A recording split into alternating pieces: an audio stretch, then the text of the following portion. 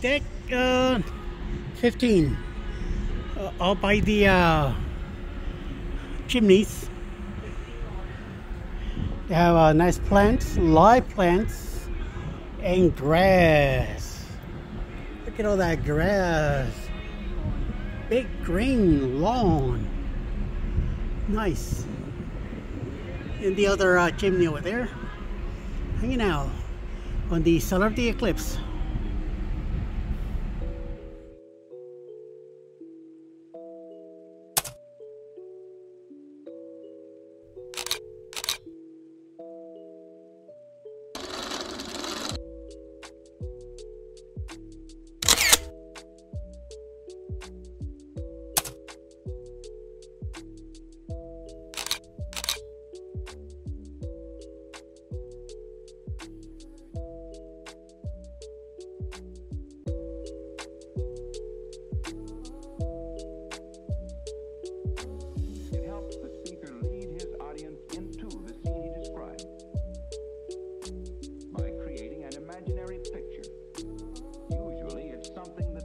I gotta share with you guys, I was in London in the 1970s and I had a blast. What did he say?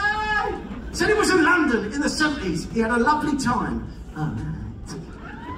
Well, a little bit further down, the taxi driver turns around and says, but I gotta tell you guys, I gotta share with you guys, when I was in London in the 1970s, I had my worst ever intimate experience. What did he say? He thinks he knows you. If you're ready for a good show, let me hear you say yeah! Ladies and gentlemen, sit back, relax. Magic showtime coming imminently. Ladies and gentlemen, this evening we have a very unique entertainer. His name is James Chillin. Each year, the International Brotherhood of Magicians holds a competition that attracts performers from all over the world. The highest award obtainable is the International Award of Excellence, the Gold Medal. This prestigious award is reserved for special occasions only. It is to recognize and honor a performer who the judges feel is truly outstanding. James Chillin is the third person in history to receive the Gold Medal. In Las Vegas, James Chillin was awarded the grand prize at the People's Choice Awards of Magic. World-class magicians performed in front of sold-out audiences at the Tropicana Hotel. This competition was unique because rather than a small panel of judges selecting the winner, the audience members voted to determine the champion. They overwhelmingly chose James Chillin. He has been seen around the world on many television specials. Tonight, he is here to perform for you. Please welcome the magical artistry of James Chillin. Welcome to the show. This is different than other types of magic shows because we're going to be using a camera. Larger than life, 4K. You're going to see truly close-up magic. If I was out there in front of you doing magic in front of your face, I'll be closer to this camera than I would be to your face. That does mean, though, that if I was trying to hide something and it was sticking out maybe a quarter of an inch and you weren't supposed to see it on the screen, it's going to look huge, okay? Which means I can't make mistakes. So I'm going to move this off to the side for the time being. We're going to get into this. Oh, here's a playing card folded up with a paper clip on it. That's for later. That's a prediction. I'm going to leave that over here on the top of this upside down glass.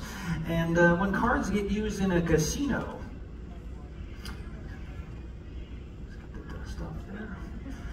when cards get used in a casino, this is from our old Las Vegas casino. When cards get used in a casino, sometimes they'll chop off a corner, sometimes they'll punch a hole in the center, sometimes they'll put a barcode on the side. So you can't take a card from a used deck such as this and try to slip it into the other deck, especially when they end up with 6 aces or something. That's a bad deal. These cards, they are different. They are different. They are all different. They are all different. And what I'm going to do is the gentleman here in the suspenders, wave your hand at me so now you're alive. Good. Gotta make sure, right? I'm gonna go through the cards by the corners while I'm going through. Anytime you want, just say stop. Here we go. Well, you're a ventriloquist. Your mouth didn't move and the voice came out of some dummy over there. Once again, the gentleman here in the front row in the suspenders will be the one saying stop. Here we go, sir. Here we go. He stops me there.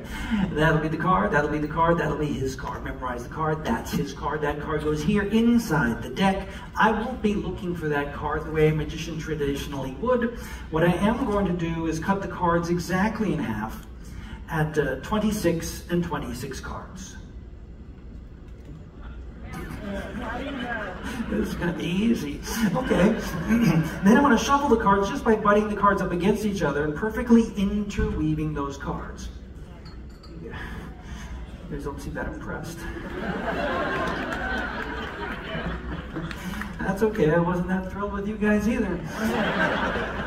Welcome to the show. I'm going to butt the cards up against each other, and I'm going to perfectly interweave those cards. Now you're just sucking up. That's okay, I'll take it. They're perfectly interwoven, alternating from side to side. Now here's where it gets good. As if perfectly cutting the cards in half wasn't good enough. As if perfectly shuffling the deck wasn't good enough. Watch those little markings.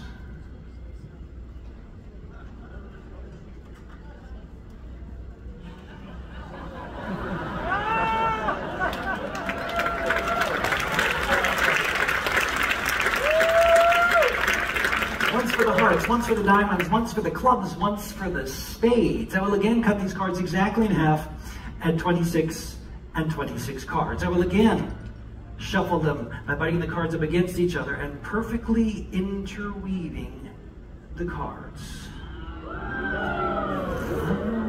I like you better than the 7 o'clock crowd. I'm keeping you. Watch those little markings.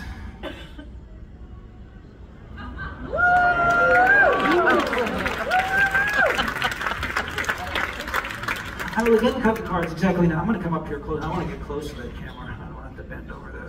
I'm going to cut the cards exactly in half at 26 and 26 cards. I can tell by the weight. I'm going to butt the cards up against each other. I'm going to perfectly interweave those cards. And they are indeed shuffled.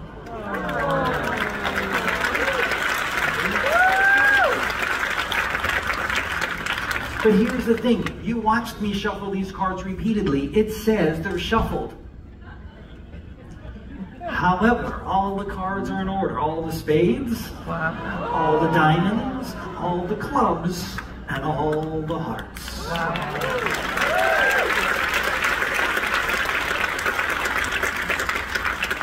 But wait, there's more. What card did you choose? 8 of hearts, he says, the 8 of hearts. Watch the little markings.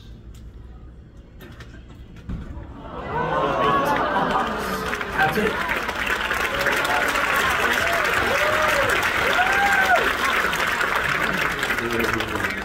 Let's do something else a little different, a little unusual. These go away.